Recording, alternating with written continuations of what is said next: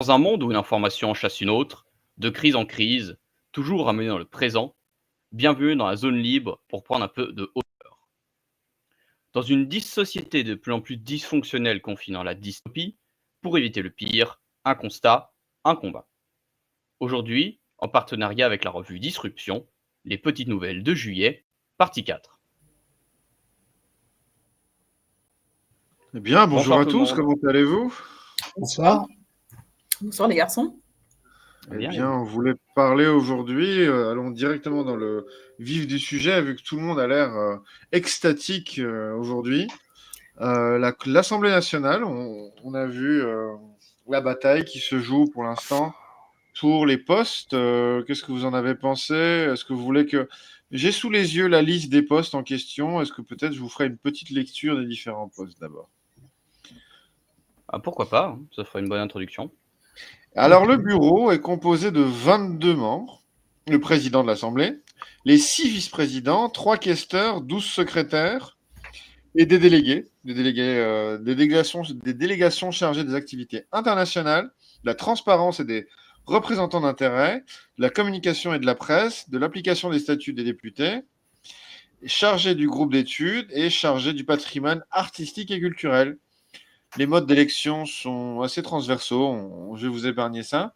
En tout cas, on voit, moi c'est ma lecture, hein, mais peut-être que mon cœur tellement à gauche ne peut m'empêcher de faire cocorico. Je vois quand même que le PS historique a un niveau une capacité de cooptation, ce qui me rend fier. Je porte cette écharpe plage rouge, le cœur haut.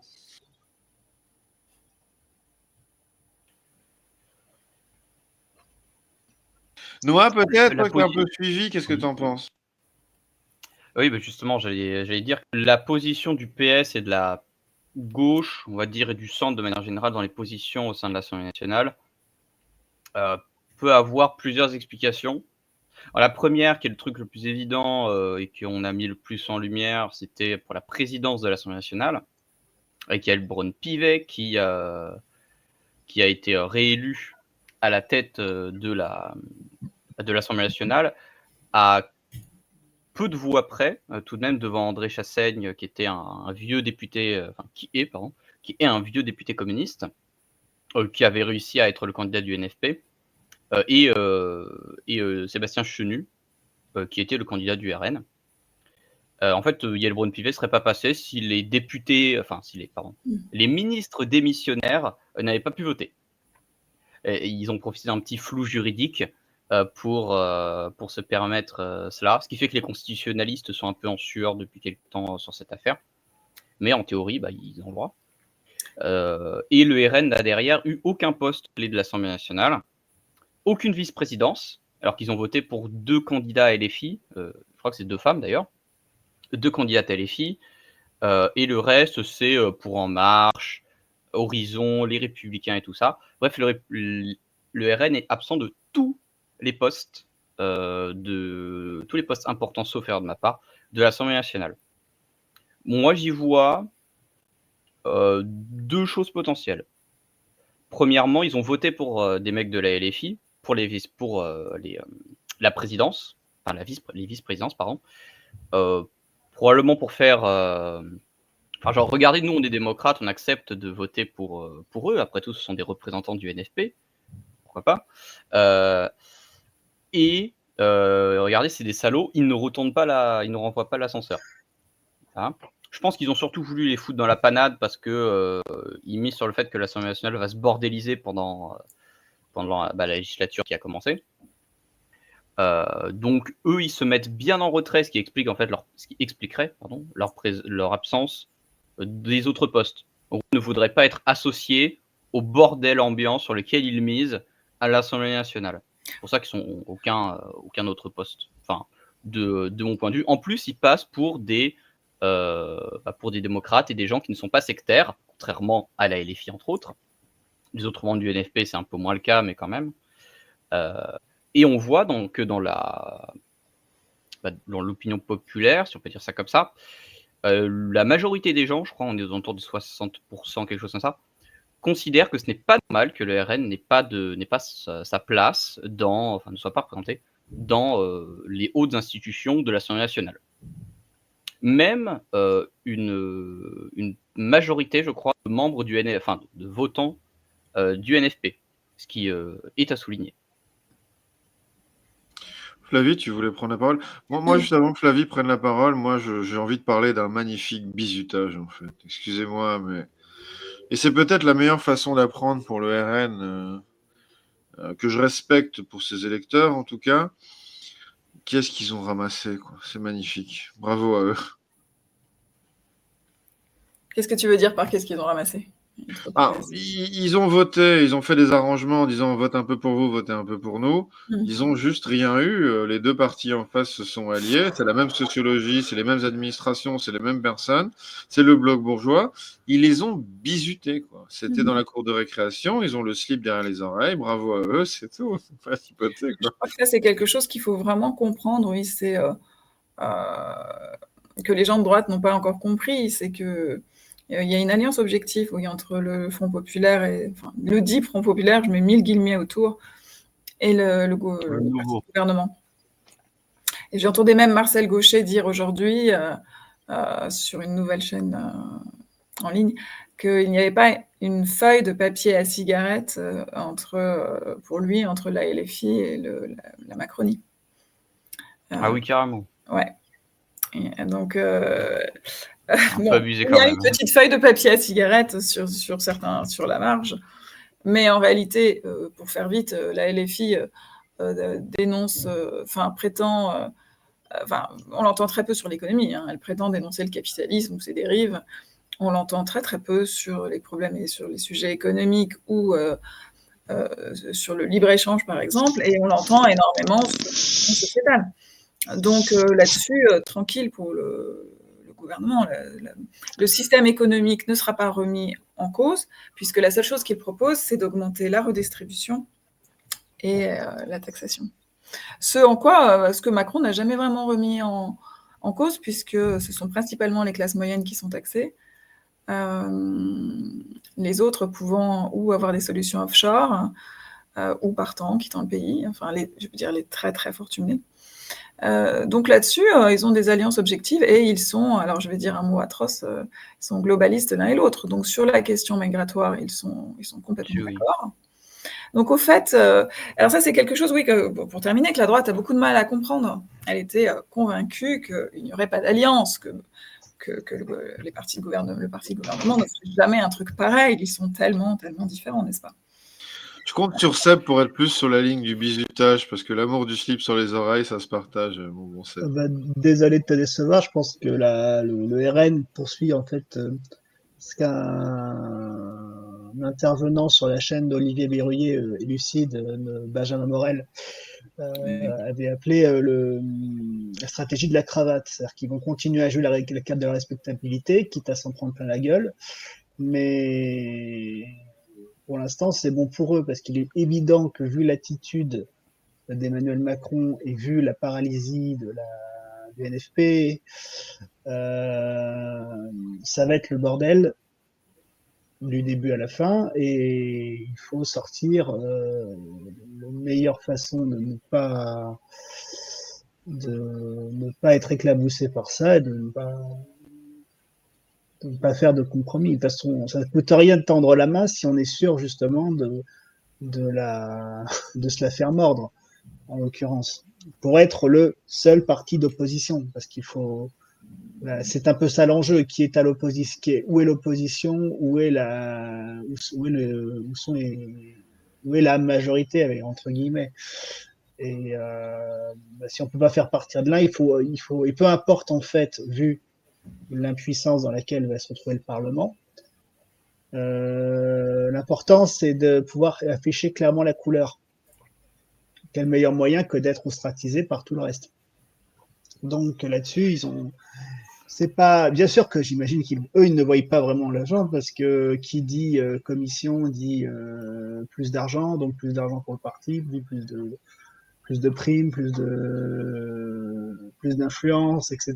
Donc c'est pas non plus, je vais pas affirmer que c'est forcément c'est évidemment une défaite, mais à court terme. À long terme, la question c'est d'avoir une majorité absolue à terme. Et comme la seule personne qui peut lancer les élections s'appelle Emmanuel Macron, autant pour l'instant sauvegarder leur réputation. La plus grande force du parti du Rassemblement national, c'est que pour l'instant ils n'ont rien fait. Donc si tant qu'ils sont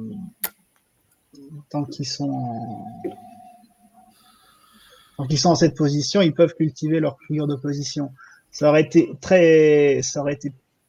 pas forcément une bonne chose pour eux d'avoir des postes alors que une partie de leurs députés sont encore verts. Apparemment, ils se sont pris les pieds dans un truc. Ils ont inscrit, je sais pas comment c'est possible, mais ils ont inscrit Thierry Breton au lieu de Xavier Breton sur des bulletins. Un truc très très bizarre. Ah, ça venait d'eux ? Ouais, apparemment, ça venait d'eux. Mais enfin, bref. André Breton, tu veux dire? L'Assemblée étant tellement surréaliste, je me permets, excusez-moi. C'est pas faux. Mais continue, Seb, excuse-moi. Bah, je crois que j'ai fait le tour de raisonnement. Pour l'instant, oui, c'est une défaite pour les Rennes, mais qu'est-ce qu'ils ont à point où ça en est, toute personne qui aura un chouïa de responsabilité dans le bordel à suivre va en pâtir.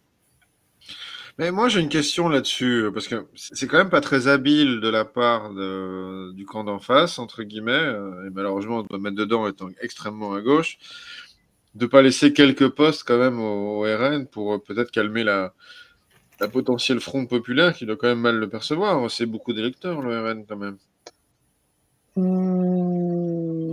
Oui, mais vis-à-vis, je pense de toute façon que ce soit tous les partis de gauche comme le centre, etc., ne se moquent bien de la fronde populaire. Ils l'ont quand même démontré avec le barrage. C'est pas le sujet. Le sujet pour eux, c'est de mobiliser un max leurs électeurs, c'est-à-dire un créneau bien précis de gens. Et en fait, c'est celui en fait, plus personne ne croit. En fait, on est dans une démocratie où plus personne ne croit vraiment à la démocratie. Où en fait, il ne s'agit pas tant de mettre derrière soi la majorité des électeurs, mais c'était censé être ça la démocratie, c'était la volonté, exprimer la volonté de la majorité, c'est de mobiliser un max ses électeurs à soi et de démobiliser, tout en comptant sur la démobilisation de nos propres électeurs. On voit en plus, après, je dis ça tout en étant conscient que le spectacle que le NFP a donné ces derniers, depuis la rentrée parlementaire est assez lamentable. Mais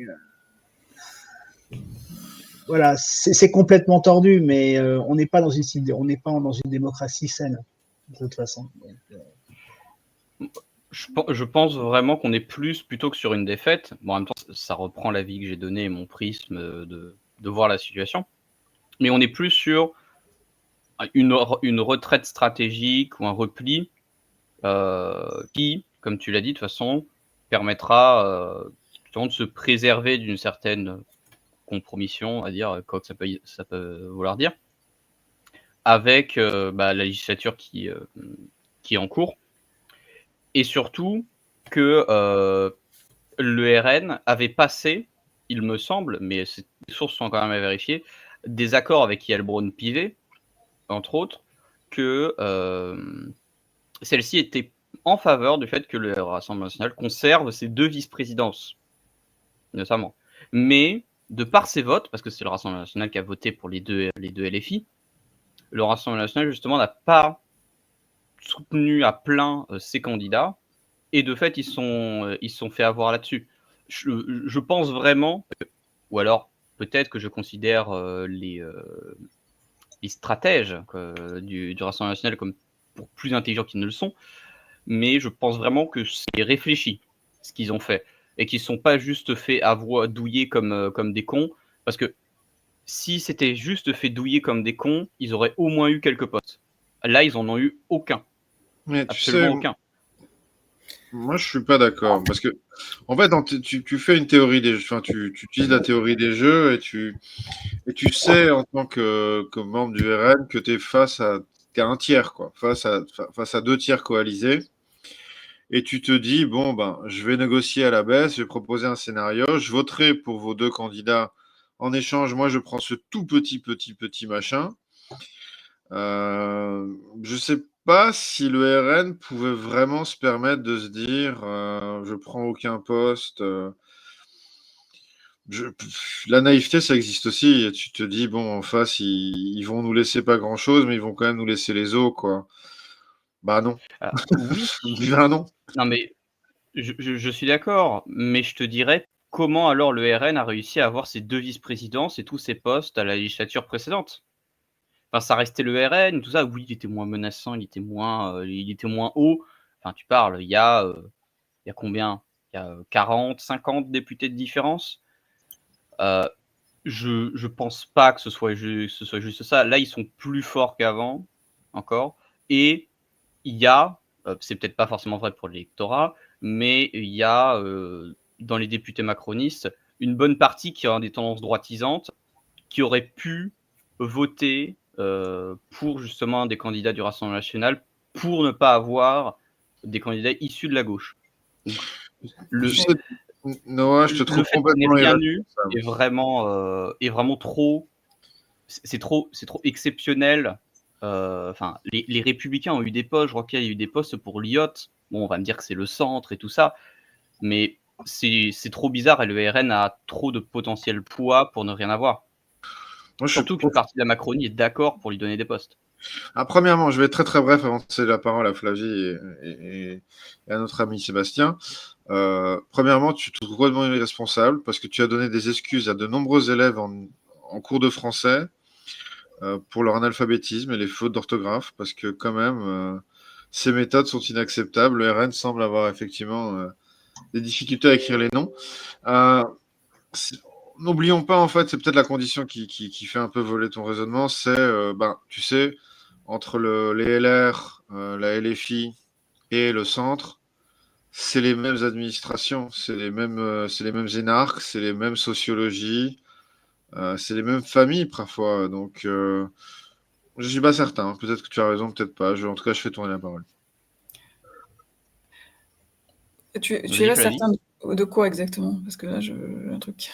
Mais lui pense que c'est une volonté du RN de prendre aucun poste. J'arrive pas jusque-là. Je pense que c'est difficile de supputer leur stratégie interne. Moi, j'avoue que je suis un petit peu larguée là, sur ces Ah, questions. c'est ma perception, ça reste une hypothèse, hein, j'ai pas On vérité, papote, mais hein. C'est Ouais. intéressant. c'est ça. C'est au vu de la situation, ou alors c'est vraiment juste qu'ils sont complètement nazes. Et dans ce cas-là, c'est la mort. C'est quand même, c'est quand même. Ah, mais Il y a comme nous avons nazes. il y a quand même eu des précédents. Apparemment, le coup de pas être foutu d'inscrire les noms corrects, oui, effectivement. Enfin, Mais non, mais ça, En que tout ça, que ça arrive une fois, mais que ça se répète. On espère que c'est fait exprès. On espère. non, mais non, Ça, c'est ça se pour eux. répète, mais il y a des tas de gens qui débarquent dans la chambre et ils ont aucune expérience de comment ça se passe et ça veut dire qu'il y a un problème, c'est que alors il y a des débutants, des noobs, il y en a aussi à la LFI.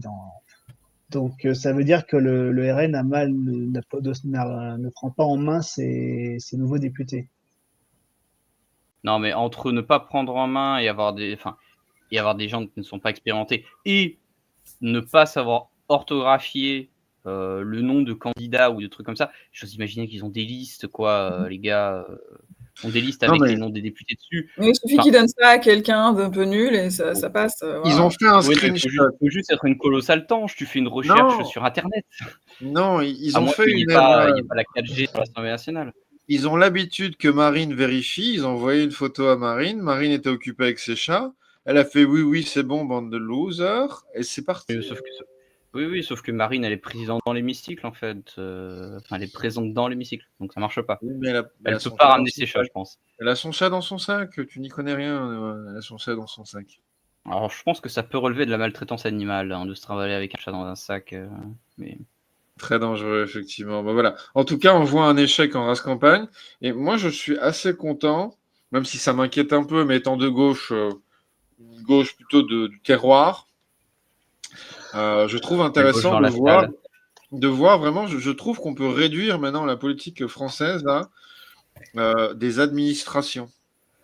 C'est des administrations avec un peu de LR, un peu de LFI, un peu du centre. Et en fin de compte, les choses se distribuent de façon naturelle entre des administrateurs de la fonction publique, des petits énarques, qu'on leur sous-fifre des hiérarques qu'ils méprisent, et ils se distribuent à peu près le taf comme ça, et ça s'arrête là. Et ils pourraient être communistes, nazis, Kim Jong-un, tout ce que tu veux. Ils sont à la cafette tous les midis et ils s'arrangent, il n'y a pas de problème, quoi. Je trouve que ça devient de plus en plus visible que ce sont vraiment les admins dans les administrations publiques qui dirigent tout, quoi. Pas Non, sûr que ce soit qu'il y ait autant d'énarques et d'administrateurs au sein de la LFI. Plus pour le oui. PS. Le PS, certainement, c'est logique. Enfin, c'est l'ancien gros parti de gauche. LFI, moins. Faudrait voir la proportion d'énarques qu'il y a à la LFI. T'as vu le candidat que le nouveau populaire a proposé comme Premier ministre, Lucie Castet? Vous avez vu ce machin? Une parfaite Elle a eu- incarnation de l'administration dont tu parles. Oui. Elle, c'est justement un candidate qui a pu, à l'inverse de la candidate précédente qui avait été acceptée par tous les partis sauf LFI parce qu'elle était jugée Macron compatible et tout ça, et que c'était de fait une espèce de poupée de Hollande. Tu parles de. Là, elle. Tu parles de Toubiana, là. Laurence Oui, c'est Toubiana. Toubiana. Oui, c'est ça.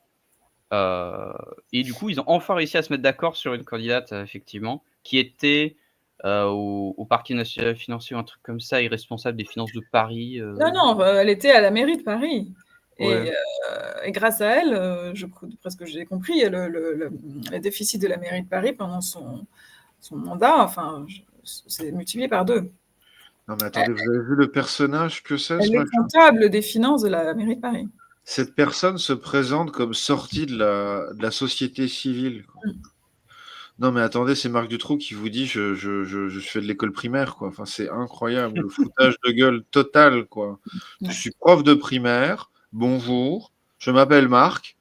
Non mais cette personne, quand elle parle, mais c'est incroyable, c'est un robot administratif, chié de l'ENA, clone numéro 443. C'est incroyable, tu te dis, mais moi je suis entre moi et le boucher, société civile, c'est la même chose.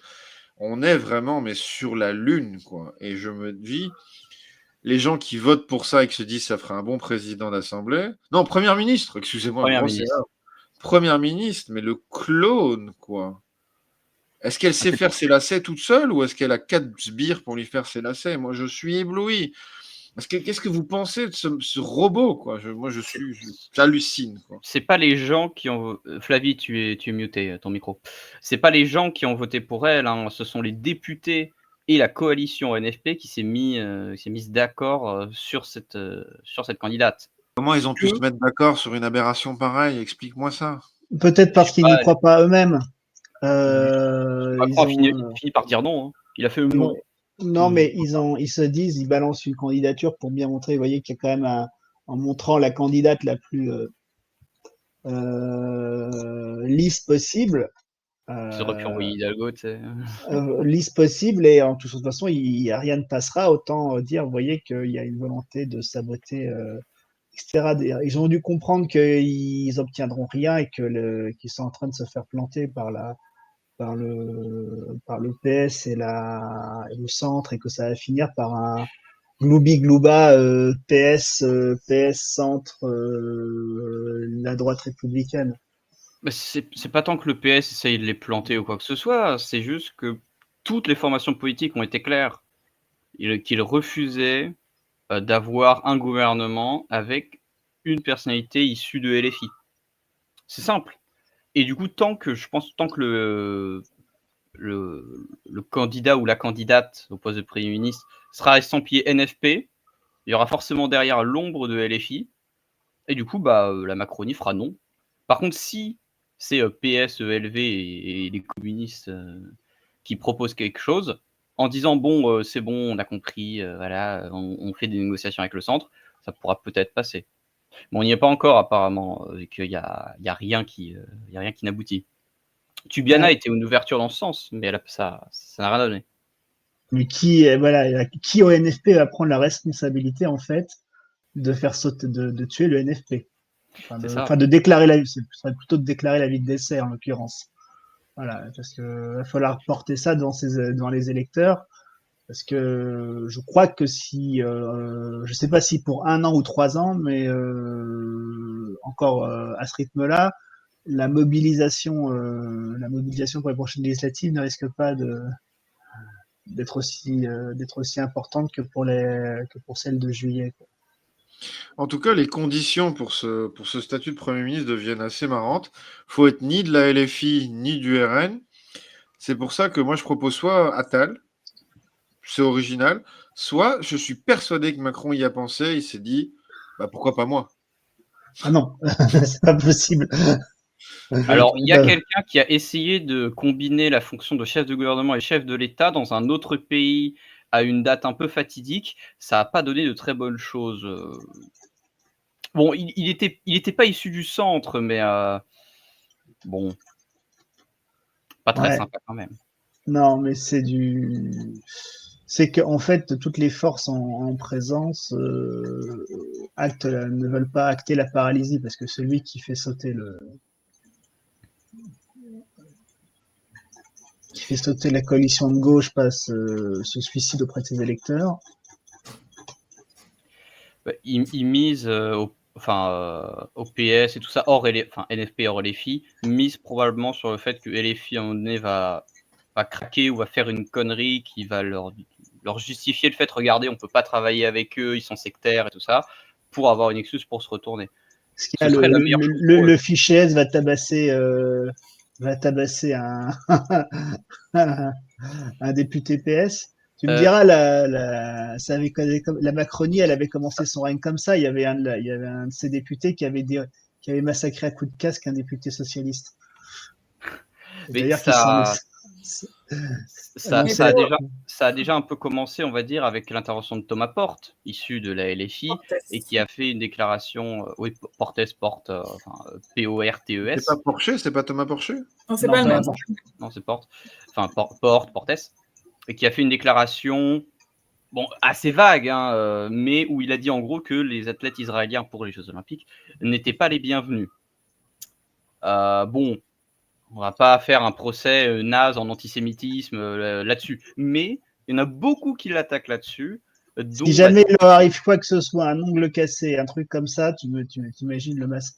Déjà, il y a eu des mouvements un peu de foule avec l'accueil des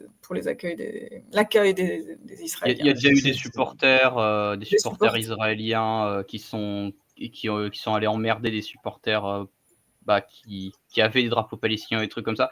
Bref, il y a des Mongols des deux côtés.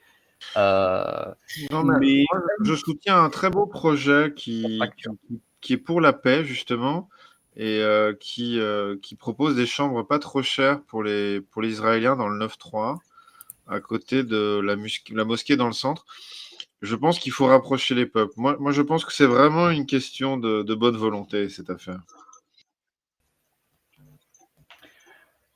Ouais.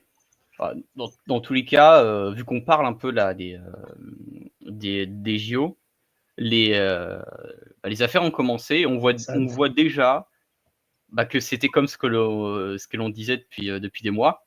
Ça va être un magnifique fiasco. Parce qu'il y a déjà, alors Darmanin qui dit que oui, l'insécurité en Île-de-France, la délinquance en Île-de-France est tombée à quasiment zéro. Ah, c'est pour ça que je crois une athlète quasiment zéro, mais qui peut un athlète, je crois argentin, s'est fait dérober des bijoux à lui et tout ça dans ses vestiaires ou je sais plus quoi. T'as eu une touriste australienne qui a été violée par 4 personnes à Paris. Personne dans la presse française n'en parle apparemment, sauf la presse étrangère qui qui en parle. Étrangement, parce que eux, ils n'ont pas autant d'œillères. Et on a eu d'autres trucs de vol, des délégations qui ont perdu. T'as eu des techniciens d'une délégation canadienne, je crois, qui se sont fait agresser à un moment donné. Et on a eu le match de football Maroc-Argentine où des supporters marocains, donc pour l'équipe du Maroc, je ne sais pas s'ils étaient marocains, mais pour l'équipe du Maroc, sont rentrés sur le terrain et ont mené à une interruption du match, ce qui a mené Oudéa Castéra, la ministre des Sports, à dire que ça, c'était pas grave, je paraphrase un peu, c'était pas bien méchant, et l'entraîneur argentin, je crois, qui a dit que non mais c'est pas un petit tournoi de quartier, c'est les Jeux Olympiques. Parce que oui, autant au niveau quartier, tu vois, c'est l'enthousiasme, c'est un peu bon enfant, mais là c'est les Jeux Olympiques, quoi, du sérieux, les gars. Moi, ce que je trouve rassurant avec cette affaire, en fait, rassurant, je suis cynique, je plaisante, c'est que ceux qui sont normalement tout le bon malfrat qui se respecte, il est en train de dormir et il attend le début des jeux, quoi, pour être bien reposé et pour se remplir les poches. Ceux qui ont accepté de lâcher la PlayStation 5 pour se faire des touristes une semaine avant, c'est vraiment une toute petite frange et ça a l'air d'être déjà absolument l'apocalypse.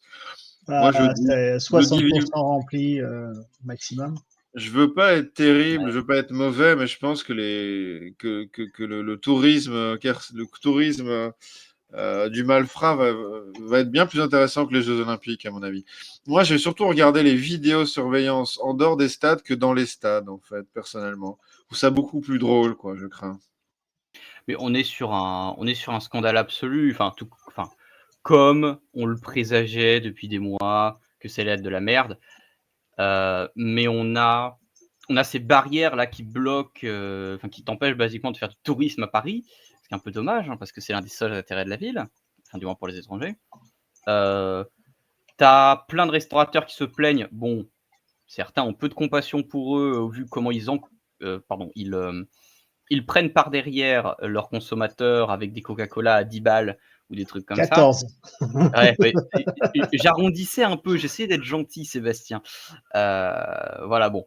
Ce sont des vilains monsieur qui pratiquent ce qui se fait en prison sur des gens pas très consentants en général. Sauf que là, les gens payent pour ça. Au nom de la convivialité et de la sociabilité. On a les chambres des athlètes qui sont sur des matelas, je crois, ou un truc comme ça, ou des sommiers en carton. Alors, c'est pas tout à fait du carton, c'est un peu c'est écolo. C'est plus proche du contreplaqué et tout ça, mais t'as des vidéos qui tournent sur Instagram surtout, je crois, d'athlètes australiens et asiatiques, sur le fait que regardez dans quoi on dort, c'est super, c'est pas confortable du tout. Je vois pas en quoi c'est écolo d'ailleurs. C'est un énorme scandale. Parce que c'est du carton, tu sais, c'est biodégradable, ça se fout dans l'eau et puis hop là, ça se dissout. Mais c'est Oudéa Castéra, elle a dit, je suis sûr qu'ils sont contents de contribuer à l'équilibre écologique ou quelque chose comme ça.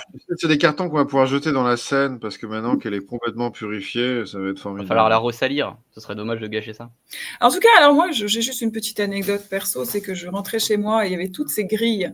Ça fait des jours que je me demande, toutes ces grilles sur les trottoirs, à quoi. Et donc, vous voyez des gens en terrasse qui sont entassés derrière les grilles. C'est très très spécial et je ne comprends pas à quoi ça sert en fait.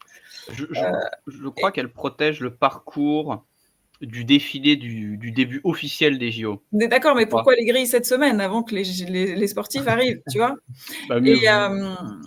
Il faut prévenir que guérir. Alors c'est tout le parcours, d'accord. Mais ça veut dire que pendant le parcours, il y aura les grilles, c'est quand même très moche.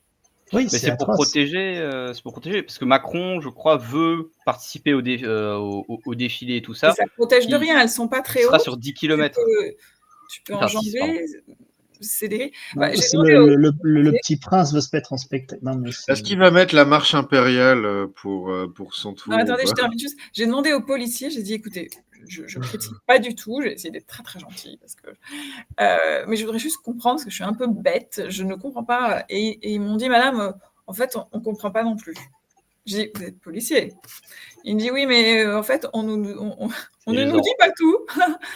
Ils m'ont dit et il me dit: «De toute façon, vous savez, on a les instructions 2 heures avant, on comprend rien, on sait pas pourquoi on est là, on sait pas où on est demain». Enfin, ils n'avaient pas l'air spécialement contents. Moi, il y a vraiment un truc que je comprends pas. Et c'est là que je comprends une partie des complotistes qui vont pourtant tort surtout, mais des fois se posent des questions intéressantes.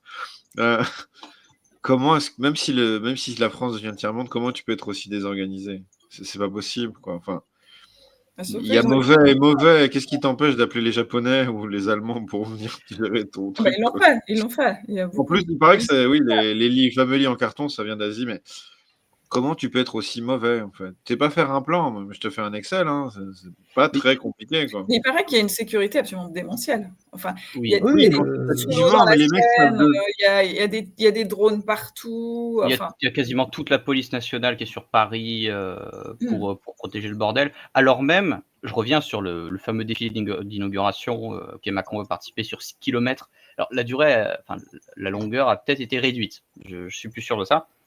Mais quand il avait annoncé justement qu'il voulait faire défilé d'inauguration et tout ça sur 6 km, tu avais donc j'imagine des gens en lien avec la sécurité et tout ça, des États-Uniens et des Israéliens qui lui ont dit: «Non mais en fait, tu peux pas sécuriser 6 km, surtout à Paris, parce que ça voudrait dire qu'il faut sécuriser toutes les fenêtres, à Paris», hein, je rappelle, toutes les fenêtres sur 6 km pour empêcher qu'il y ait une quelconque attaque, contre le cortège.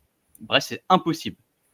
C'est strictement impossible, donc c'est juste débile et on est sur une gestion à la fois amateur et criminelle de ces Jeux olympiques. Parce que j'ai été choqué par un truc tout con, mais vraiment, c'est nul. J'ai vu à un moment donné des images des rues de Paris où, je crois qu'il y avait, je sais plus si c'était des athlètes qui saluaient des gens et tout ça, mais les rues étaient dégueu. Genre, il y avait encore les vieux chewing-gum écrasés sur les vieilles taches blanches qu'on peut voir des fois sur la route. Ça, et j'étais en mode, mais les mecs, vous avez même pas réussi à faire du nettoyage. Vous avez balancé 1,4 milliard d'euros de On se thunes dans la demande où ils sont Seine. passés, ouais. Dans la Seine, hein, ouais, et puis, après tout, Oudéa Castéra n'est pas encore devenue une super mutante. Mais c'est parce qu'il y a deux ça veut choses que peut-être tu as dire très que l'eau mal va bien. compris. Quand on te dit on a jeté 1,5 milliard dans la Seine, ils ont vraiment jeté les bifetons dans la Seine, de 1. Et de 2, tu C'est oublies, peut-être ça le blanchiment d'argent. quelque chose. Là, c'est simple. Il y a les jeux des rats. Parce qu'en fait, on respecte beaucoup les surmulots en France et ils ont le droit de s'amuser. Ils ont des petits parcs. Ah oui. Et en fait, pour éviter qu'ils mordent les passants, on met des petits jeux sur la rue pour que les rats se divertissent. Encore une fois, tu as mal compris, mon bon, ouais, c'est tout. Ouais. Non mais quelle honte, quelle image. Enfin, l'accueil des athlètes, la gueule de Paris. Quelle image tu renvoies de Paris, mais même par extension de la France à l'international. C'est aussi délectable que ce que moi j'attendais. C'est-à-dire que c'est l'humiliation commence et Paris, malheureusement par extension la France, va être probablement la risée du monde raisonnable, on va dire, hein, qui est capable d'utiliser genre 2 neurones pendant toute la durée de ces épreuves. Et ça c'est quand même assez exceptionnel. Et en plus, j'ai vu que Macron voulait faire de ces Jeux olympiques une espèce de triomphe personnel et que les gens se rendent compte de la chance qu'ils ont de l'avoir comme président pendant ces JO. J'ai hâte de voir l'évolution de la vie des gens là-dessus. Tu plaisantes, mais des gens très informés qui sont en lien avec l'entourage du président expliquent que ça fait des années qu'il attend ce grand moment romain, le pouce levé, en disant c'est enfin mon moment où je vais être l'homme ultime, l'homme suprême qui va rayonner à l'international. Mais on a une classe politique française qui est d'un aveuglement absolument démentiel, en fait. Je suis persuadé que cette administration, Hidalgo en tête, suivie par Macron, Et Pécresse, qui vont pouvoir penser et se convaincre, mais tous ces pays étrangers sont jaloux de nous. Ils n'ont pas Ah, d'aura. Ils n'ont ah, pas tout le folklore. Ils sont racistes. Ils n'ont pas tous nos supporters anglais. Je crois ouais, vraiment qu'on a un niveau d'aveuglement. Ça va être une hécatombe, une catastrophe, et la remise en question ne viendra pas. ah oui, je suis sûr que ces gens-là vont s'auto-congratuler. Mais déjà, ils ont pour eux il n'y a pas que les politiques, quoi. Les médias vont se taire. Tous les incidents vont être passés sous le boisseau et il faudra s'informer par la presse étrangère. On Ça est a dans déjà une, commencé, hein. on est vraiment, c'est vraiment, il y a un côté un peu Albanie, c'est-à-dire, c'est vraiment, on t'annonce que tout va bien alors que tout va mal, que le reste du monde est en admiration devant nous alors enfin, c'est la crétinerie collective des gens qui nous gouvernent, c'est excellent. Il n'y a pas eu de coordination. Enfin, l'Île-de-France, la région Île-de-France, Paris, l'État, rien n'a été coordonné. Ils se sont tirés dans les pattes. Enfin, Un village, ça s'appelle un village Potemkin, isn't it? Oui, en tout cas, bon, je ne sais pas Hitler. très bien quoi en penser, mais on attend les JO avec impatience. D'ailleurs, on prévient nos spectateurs qu'on va plus faire de revue de presse avant le 15 août, je crois, à peu près. Et notre très cher Flavie, qui a peu parlé sur ce sujet des JO, qui pourrait nous faire parler pendant 10 heures, tellement nous sommes éblouis par la bêtise, c'est parler un petit peu de ce qui se passe outre-Atlantique. Parce que Camilla remplace Bidon. Et face à Trompette, donc on a un trio qui devient absolument génial. À la parodie. Oui, on voit que les JO, il y a les JO en France autour du sport, il y a les JO de la présidentielle. Je sais pas, on peut parler un peu de ça. Moi, j'ai été assez ébloui d'entendre un nombre assez incroyable de gens t'expliquer, mais il avait un petit explosif de 12 mm dans l'oreille pour le faire Non, pas les exploser. sujets du faux sang qui. On a entendu, mais en fait, la polarisation, je crois je la sous-estimais, la polarisation aux États-Unis, le pro-Trump et l'anti-Trump, il t'explique Non, mais tel quel attends. que Trump a tout manigancé, que la personne qui est morte dans le public n'est pas morte, elle marche sur l'eau. Non, tout mais le tu monde vas, le tu vas savait. chercher ça sur des trucs, sur des sites complotistes Non, moi je l'ai d'information entendu. Une primée. proportion Non. de gens en Je l'ai entendu. télétrottoir à Washington, à Los Angeles qui te disent mais c'est manigancé, c'est Alors, évidemment faux. non, que les gens disent que c'est manigancé et qu'ils n'y croient pas, pourquoi pas, mais que des grands médias du genre New York Times, Washington Post, C'est pas le cas, c'est pas ce que j'ai dit. oui, non, c'est ça. Non, mais justement, moi, je te demande où est-ce que tu as vu ça, parce que c'est tellement débile que c'est forcément un truc de complotiste, tellement que c'est con, parce qu'il y a quand même quelqu'un qui est mort. Non, mais Noah, tu te souviens des titrailles des grands médias, que ce soit Washington Post ou New York Times, du genre, Oui. c'est des éclats du pupitre. Oui, non, mais tout à fait. Il a glissé, il est tombé sous son pupitre. Oui, mais il y a une différence. Biden, Il y a une différence entre minimiser un événement et dire ensuite que non, mais en fait c'est faux. Là, la version que il y a quand même eu un attentat. Enfin, après, c'est peut-être mon prisme français qui me fait dire ça, mais c'est quand même admis qu'il y a eu un attentat contre lui et que il y a quelqu'un qui est mort dans le public. Qui était d'ailleurs le chef, enfin l'ancien chef des pompiers de la ville de Buffalo, si je dis pas de bêtises. Bien une preuve qu'il est dans le complot, c'est quelqu'un du sérail. Exactement.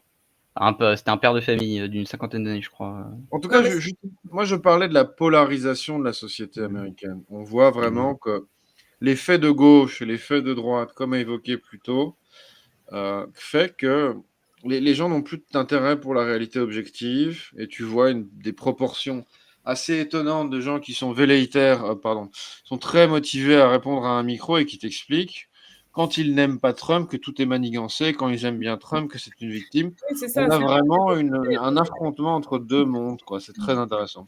Et chacun veut croire dur comme fer à sa vision du monde et est capable d'aller très loin dans la négation de la réalité pour maintenir ses positions, parce que sinon c'est psychologiquement extrêmement compliqué à chaque fois. Donc, bon, après, globalement, c'est plutôt ceux qui n'aiment pas Trump du tout sont plutôt à dire c'est dommage qu'il ait été raté. C'était plutôt ça la version qu'on a entendue de façon plus ou moins subtile, ce qu'on peut entendre. Ou alors, c'est juste on n'en parle pas, c'est un non-événement. Ce qui est intéressant pour moi, et vraiment peut-être le truc le plus remarquable dans cette affaire et le plus grave, c'est qu'en fait, personne ne prend en compte le fait que cette attaque affaiblit les États-Unis à l'international, parce que elle apparaît divisée, diminue encore une fois, on se souviendra des gens qui s'accrochant aux avions en Afghanistan, diminue le prestige, les avions hélicoptères, le prestige de l'armée américaine, parce que c'est l'élite de la nation, les services secrets. C'est vraiment l'élite de l'élite. L'élite, normalement, c'est une sélection immense. C'est vraiment les meilleurs soldats qui sont sélectionnés. Ça va, Seb, tu gagnes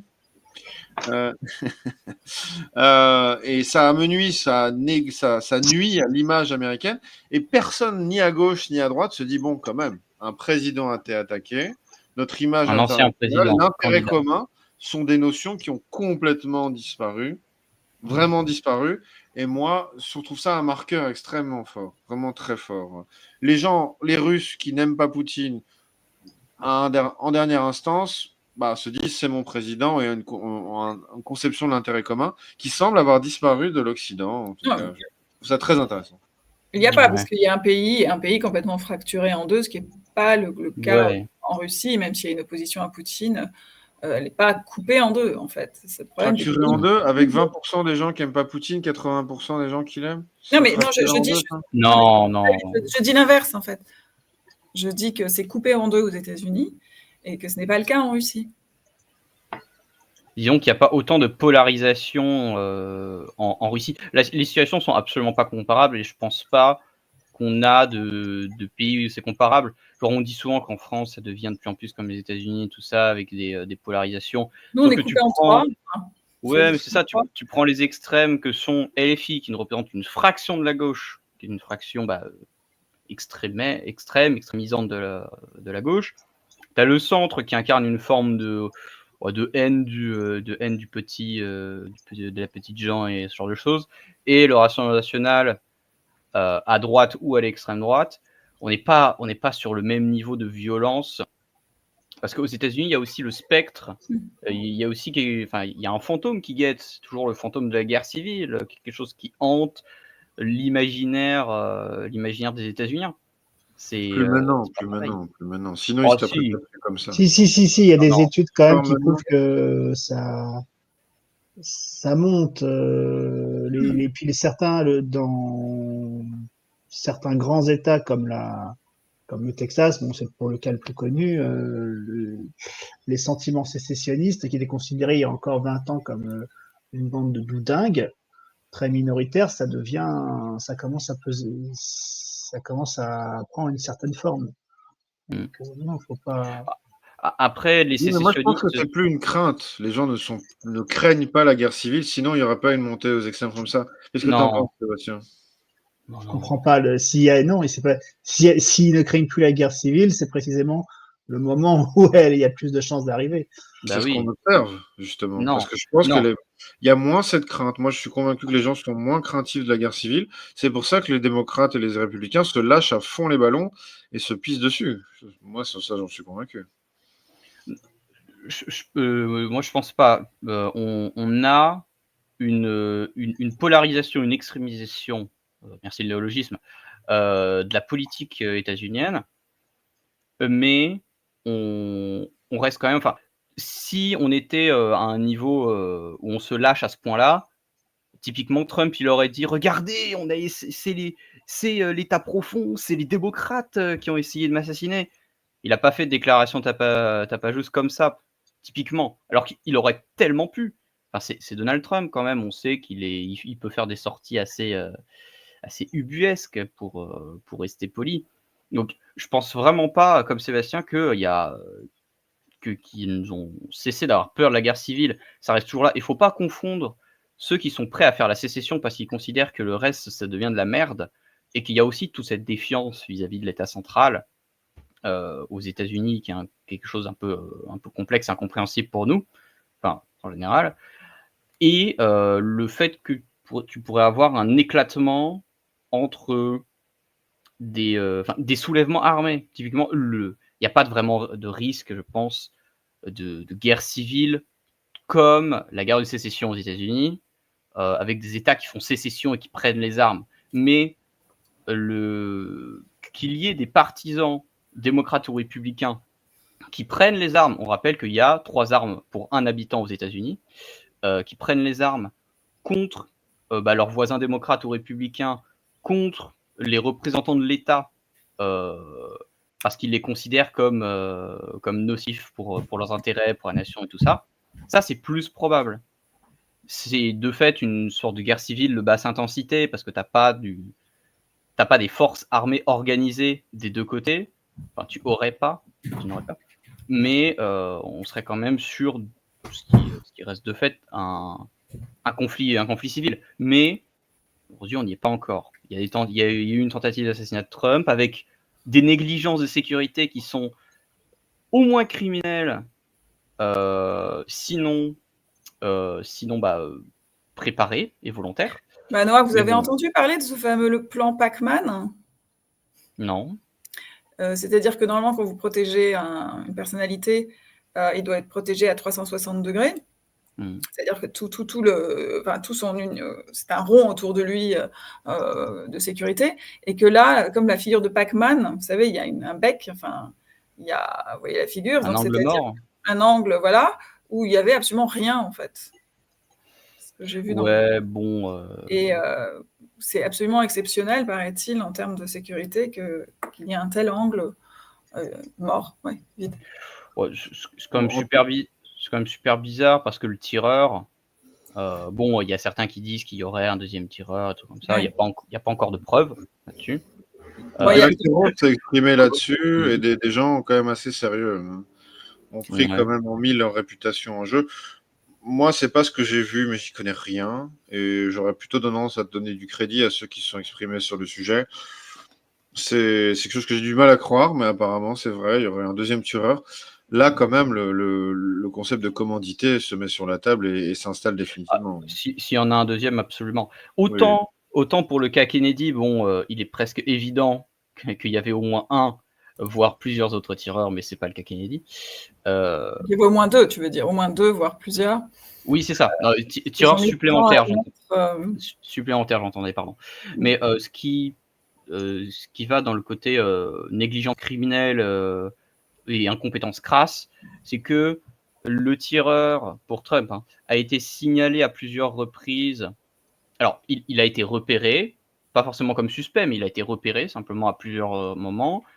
Puis, il a été signalé à un moment donné par des gens de la sécurité, aux membres, je crois, du Secret Service, qui n'ont pas bougé. Signalé par des badauds, enfin aussi, ou des spectateurs. Oui, des gens. Plusieurs fois.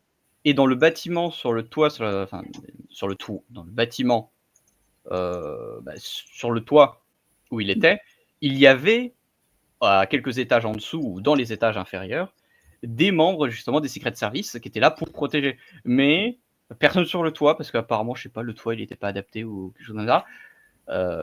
Et dans tous les cas, il y a eu incompétence crasse, au point que d'ailleurs la chef des services vient de démissionner après s'être fait taillader par la. Oui, il y a eu des hearings, comme on dit, absolument démentiels, d'une très grande violence. Alors qu'elle a dit qu'elle démissionnerait pas, mais bon, là c'était un petit peu trop lourd. Il faut admettre qu'elle s'est fait lourdement réprimander par la commission. On lui a dit you're full of shit. Et, on a été d'une rudesse avec le personnage. Vraiment, à ce point? Oui, on l'a insulté assez drastiquement. C'était assez amusant à écouter. C'est très agréable quand on fait sa comptabilité à écouter. Je vous invite à faire la même chose. C'est assez bref, ça dure 1 heure. Elle s'est fait réprimander, mais en fait, on peut comprendre aussi que les sénateurs, je trouve que les sénateurs, en tout cas des représentants politiques qui sont présents dans ces commissions, ont peur pour leur propre vie. Et quand ils voient des services secrets faire du French Cancan, ça les inquiète un petit peu, parce que tout est navrant dans cette affaire. Très troublant, là, le manque de réactivité, c'est qu'on est quand même dans un pays où, justement, il y a eu encore une malheureuse une femme une femme noire qui a appelé les flics parce qu'elle craignait une intrusion. Elle avait une bouilloire en train À de la faire main. bouillir de l'eau. Les flics lui demandent d'éteindre la bouilloire. Elle leur demande pourquoi. Il la braque. La femme panique, elle ne pose pas son truc, et il la plombe. Enfin, on est dans un pays où les flics régulièrement vident leurs chargeurs sur des gens, non pas sur des suspects, mais même sur les gens qui ont le malheur de les appeler, en enregistrant au quart de seconde. Et là, il leur faut 5 minutes pour repérer un type qui se balade au vu de tous sur un toit. Enfin, Bon, c'est après, je avec crois un que AR-15. Enfin, non, mais la réaction a été Vas-y, le micro. rapide. La réaction quand même a été assez rapide. Hein. Je crois le tireur a été abattu dans la minute ou dans les 2 minutes qui ont suivi le début des tirs. Tout oui, de même. mais le problème, c'est qu'il a été vu avant de tirer. Oui, c'est Ils ça. Oui. l'ont vu en train de s'installer. Non, Oui. non, faites pas attention à moi. Oui, oui. Tout Bah, va bien. il avait été signalé. Les gars de la sécurité partaient probablement du principe que le Secret Service fera quelque chose. Non, ça va. Non, mais, Non, mais il y a- moi, je Pas besoin. comprends pas. Tu parles d'une minute ou deux, mais c'est énorme, une minute ou deux pour Oui, réagir. non, mais Je comprends pas. effectivement. Mais il s'est fait abattre justement par justement l'un des tireurs d'élite qui était positionné justement en hauteur pour sécuriser le périmètre, enfin, pour surveiller le périmètre. D'ailleurs, apparemment, ce serait l'un des membres de l'équipe pour faire de la sécurité à longue distance, c'est-à-dire pas à 80 mètres, quelque chose comme ça, qui était la distance du tireur par rapport à Trump. 120. Mais moi, j'ai écouté Ouais, Tim Kennedy, qui est en négociation pour reprendre la sécurité privée de Trump, qui connaît personnellement les équipes autour de Biden qui font la sécurité, qui soulignait, parce que c'était aussi un instructeur dans l'armée, à quel point, dans le processus de sélection et dans la hiérarchie militaire, atteindre la sécurité présidentielle, c'est le sommet du commando, de l'infanterie, et qui expliquait que toute cette affaire, elle est incroyable, elle est absolument démentielle. Comment le sol toit à 365 degrés, 360 degrés n'est pas sécurisé, comment le tueur qui est dans la lunette, qui est visible par les snipers, n'est pas immédiatement tué, comme tous les pigeons qui passent par là à ce moment-là. On a un niveau de manquement qui est absolument... On pourrait être un peu mauvais et se dire qu'à la 12e erreur, à la 20e erreur, on dise que c'est volontaire. Je ne sais pas. Moi, je ne me prononce pas. En tout cas, on marche sur la Lune. Certains disent que même marcher sur la Lune n'est pas certain. Il n'a pas été vu, enfin, de ce que j'ai vu, moi je me base sur un rapport d'enquête d'un sénateur républicain qui a lancé sa procédure directement après l'attentat. Et il ne fait pas mention que le gars a été vu en position de tir. Il fait mention qu'il a été vu justement en train d'aller sur le site de tir, de placer son échelle et tout ça et d'y monter, mais que... non mais c'est important C'est d'être suffit précis. quand même. Oui, non mais tout à fait. Mais ce que je veux dire, c'est quand même important d'être précis dans les termes. Il n'a pas été vu en bien allongé avec son fusil, pointé vers Trump par d'autres tireurs avant que justement il ne se mette à tirer et que le son indique sa position et son existence menaçante, on va dire. C'est quand même important, quoi, parce que sinon on peut mal comprendre. Ouais. Moi, j'ai la naïveté de penser que si tu t'approches, tu te places sur n'importe quel endroit qui sont des espaces de tir, on t'allume, quoi. Je crois que c'était Oui, plutôt ça la politique. Et c'est ce que disait Seb avec raison. c'est Une quand noire avec une bouilloire, c'est dangereux. Ouais. c'est c'est quand même un pays où si tu peux te faire tirer dessus si tu traverses en dehors des clous, quoi. Enfin, Non, mais c'est le témoignage. Alors, je vais citer la sulfureuse Candace Owens, mais elle disait qu'elle avait beaucoup suivi Trump dans ses déplacements et qu'une fois, elle était avec son mari qui avait eu le malheur de prendre un mauvais escalier ou je sais pas quoi et qu'il avait failli se faire tirer dessus. Qu'il disait là, freeze, freeze, et ça s'en est fallu d'une seconde pour qu'il se fasse tirer dessus. Donc, elle est totalement hystérique, hein, elle est convaincue de la faillite voulue des services secrets, en disant qu'elle a tellement fait de tournées avec Trump qu'elle connaît tellement comment ça fonctionne que pour elle, là, c'est une scène de crime, quoi. Ça, c'est mon expression, hein, c'est pas la tienne. Mais justement, le problème vient peut-être du fait que la sécurité de Trump est sur plusieurs niveaux et relève de différentes autorités. Il y a sa sécurité privée, avec ses agents qui sont toujours le cas. proches. Toujours le cas. Oui, non, mais justement, il y a sa sécurité privée qu'on a vu sur les photos et les vidéos. Ça, je pense que ça relève directement de lui. Et justement, ceux qui les sont bonnes femmes, non, c'est les services secrets. Donc, même ceux sur scène, c'est le Secret Service et tout. Enfin, parce que on peut supputer que. Après, je suis d'accord que tu as la CIA, la FBI et le local policy, la police locale. Ces trois niveaux qui sont pas parfaitement coordonnés sur ce point. Tu as raison. Oui, parce qu'il y a eu du signalement de la présence un peu suspecte justement du tireur avant qu'il ne soit en position et sur le lieu du tir. Et on peut supposer que le signalement a été fait par quelqu'un membre de la sécurité privée. C'est ça ce que je voulais dire, mais après je suis pas un grand connaisseur de comment ça fonctionne, mais ça me paraît logique. Et que justement, la défaillance vient d'un service qui avait ou non des instructions, hein. Mais bon, en général, tu bosses avec des instructions. Et dans ce cas-là, qui aurait laissé la chose advenir. Bon, ça n'a pas marché. Trump a été sauvé par un panneau qui affichait les chiffres de l'immigration aux États-Unis. C'est un symbole divin, on va dire, si on est croyant. Et on ne peut y voir que la main de la Providence. Exactement. Il a fait comme ça, non, et ça lui a sauvé la vie. S'il n'avait pas bougé la tête, il aurait le buffet tout à fait garni, le brave homme. Donc, ça lui aurait percé l'arrière du crâne. Il faut rappeler que ça peut rappeler une chose, c'est pas parce que aux États-Unis, dans un pays où n'importe qui peut s'acheter un fusil semi-automatique, ça veut pas dire que les gens savent s'en servir.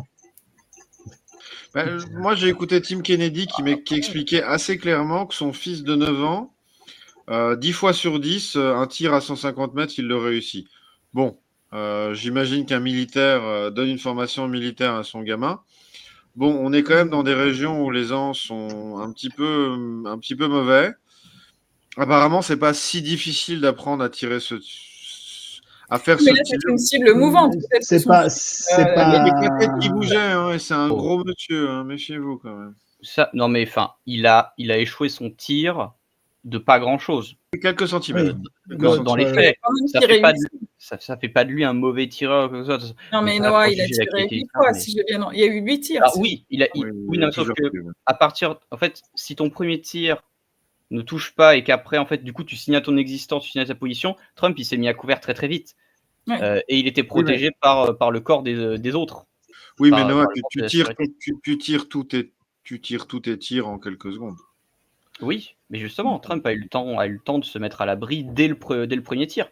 C'est assez long, hein. C'est assez long parce que tu fais tout. Tu tires tout d'un coup. Oui, non, sur 3 secondes, tu tires toutes tes balles. Oui, non, mais sauf que c'est pas ce qu'il a fait. Il n'avait pas l'air, du moins au son, il n'avait pas l'air d'avoir une arme automatique. Hein. Il avait plus l'air d'avoir une semi-automatique. Non, c'est pas automatique. Un sniper, c'est pas automatique. Parce que non, c'est un AR-15, c'est-à-dire. Alors, on peut préciser pour nos auditeurs la différence. Pour visualiser, ça ressemble à un M16, sauf que d'ailleurs, c'est la. Mais ça veut dire qu'il faut recharger, c'est quoi semi-automatique? Mais c'est pas un fusil d'assaut de militaire, c'est du semi-automatique. Donc en gros, tu appuies à chaque fois sur la gâchette pour tirer.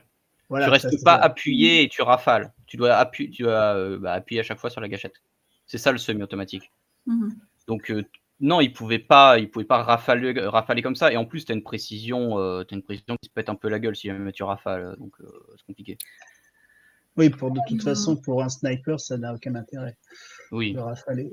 Il aurait réussi son premier coup, qui est pas passé à pas grand chose. C'était bon, il n'avait pas besoin d'en tirer plus. Hein. Non, mais on est tous d'accord pour dire que Trump a eu un bol. S'il n'avait pas eu la bougeotte, s'il avait une posture plus conventionnelle, on va dire, pour quelqu'un qui a un pupitre, il était mort. J'ai envie de dire, c'est une leçon pour tous ceux qui font des discours en public, même les professeurs. Bougez pendant que vous parlez, votre corps, changez de position et tout ça.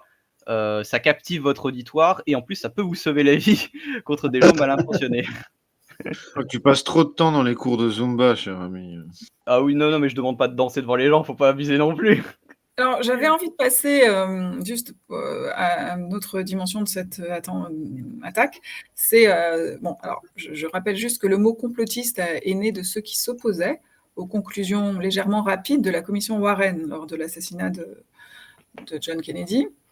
Le mot date de là, en fait. Hein, Ah bon ? paraît-il, c'est la CIA qui aurait encouragé justement à répondre, à traiter les gens de complotistes lorsqu'il y aurait des questions un peu gênantes sur les circonstances de cet attentat-là. Ah, c'est stupide, tout le monde sait que Kennedy a été assassiné par Lee Harvey Oswald. Voilà. Voilà. Oui, mais, c'est n'importe oui, quoi. mais à l'époque, dans les 3 premières semaines de sa mort, c'était très polarisé, et les gens se tapaient dessus, et ceux qui ne croyaient pas juste un fou avaient une partie de la population contre eux et les médias contre eux. Il n'y a rien de nouveau aujourd'hui sous le soleil. Oui, c'est ça. C'est un procureur du sud des États-Unis qui s'est battu pour réouvrir l'enquête, Garrison, je crois. Oui, c'est ça. Oliver Stone en a fait un film avec Kevin Costner, qui s'est battu énormément. Enfin, il s'est battu. Et qui a été menacé et tout ça, qui a subi des pressions. Enfin, je tiens juste, je connais sur Kennedy, à signaler que Lee Harvey Oswald était tout sauf un fou. C'était un ancien agent. Non, c'était un agent de la CIA qui avait passé 10 ans en Union soviétique au moment, justement, en 63, quand il était revenu. Donc, c'était pas du tout un déséquilibré, c'était quelqu'un qui connaissait bien le milieu, et il a juste probablement été utilisé, et ça a été un pauvre bouc émissaire dans cette affaire. Et pourquoi a-t-il été tué juste donc 24 heures ou 48 heures après par ce fameux Rudy ? Soyons logiques, quelqu'un qui sait meurt. Ça aurait été un peu gênant. Enfin, il avait probablement la voix. On avait l'intention de le tuer dès le départ, alors. Mais il serait vivant maintenant, on en ferait quoi ? On saurait tout sur l'affaire. Non, mais je veux dire, ça veut dire comme si on va vers les thèses dites complotistes, il était prévu qu'il soit éliminé juste après qu'il ait fait le travail ? Si tu veux prendre oui, on te débarrasse de ça. Et dans le doute, on te débarrasse de ça quand même. Si tu veux aller dans un autre système, mais là pour le coup tout à fait documenté, les tueurs de Staline, les gens qui appuyaient sur la descente sur les puces, étaient quand même régulièrement éliminés à leur tour. Donc après c'est Staline, il avait l'élimination facile quand même. Non, mais en général, que si tu fais faire le sale boulot par des gens, tu les fais du temps. La t'effaces tes traces, tu t'en débarrasses. Oui, avec Staline, on pouvait même se faire effacer des photos. Donc bon. Ça, littéralement des traces. Mais donc, il y a eu beaucoup de spéculations sur les raisons de l'assassinat de Kennedy, parce que non seulement savoir qui a fomenté le complot, et pourquoi l'a-t-on assassiné. Alors là, de la même façon, là, on peut peut-être parler de ça à 5 minutes, et après, de la même façon, quelles seraient les raisons de l'assassinat de Trump, puisque certains avancent principalement... alors, moi, je veux bien y aller. Alors, je termine juste, oui, le CMI, que ce serait éventuellement le CMI, et donc c'est pour ses positions contre la guerre en Ukraine, et qu'il serait, dès son élection, qu'il mettrait un terme à cette guerre qui rapporte beaucoup d'argent. Le complexe militaro-industriel, d'accord. Faut préciser les acronymes quand c'est pas évident. Alors, soyons sérieux. Bon, il y a d'abord c'est que les néocons et tous les gens pro-guerre en Ukraine, c'est une évidence. Il y a... c'est un libéral très étrange, Trump, parce qu'il propose quand même du protectionnisme et revigorer l'industrialisation et la valeur travail. Donc, le monde financier n'a pas tellement envie de ça. Et de manière générale, quand tu proposes un changement de cap aussi drastique, techniquement, tu te bouffes tout le monde. C'est aussi simple que ça. Honnêtement, son modèle, le modèle économique, retour à la valeur travail, bon, ça, pour une Amérique ultra financiarisée, c'est indigeste. Ça peut, enfin, si on part du principe que c'est pas juste l'œuvre du pauvre gamin qui a essayé de le buter, ça peut aussi tout simplement venir directement de l'administration démocrate, qui le voit. Enfin, c'est pas une nouveauté que Trump est perçu vraiment comme une espèce de menace par l'établissement ou establishment démocrate, de par ses positions que tu as un peu évoquées. Donc ça peut tout simplement être ça, que tu pars du principe, si jamais tu le sors, tu prives les républicains de leur tête d'affiche et tu donnes une chance de gagner, ou alors que son successeur n'aura pas des positions aussi problématiques que lui. Et là, c'est déjà une Il y a victoire. aussi que Trump fait vraiment exception dans le paysage politique. C'est pas quelqu'un qui est issu d'une administration. Et quand tu vois même Vance, c'est un politicard, quoi. C'est le mec qui a fait la carrière politique, qui n'a jamais travaillé de sa vie, qui est un juriste qui rentrait dans la politique.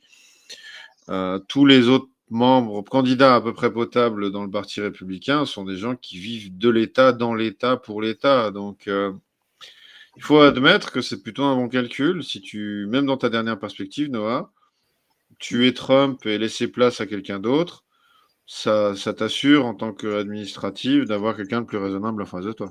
C'est ça, de moins problématique au moins, si on part là-dessus. Qu'en penses-tu, Sébastien ? Moi, très franchement, je vais faire un paradoxe à la Fermi. Si c'était un complot de l'État profond, pourquoi est-il encore en vie? Non, parce que on dit justement, Ali Abdelwad avait un profil quand même très particulier. Des agents de la CIA capables de rester qui ont travaillé sur le sol soviétique, il ne doit pas en avoir.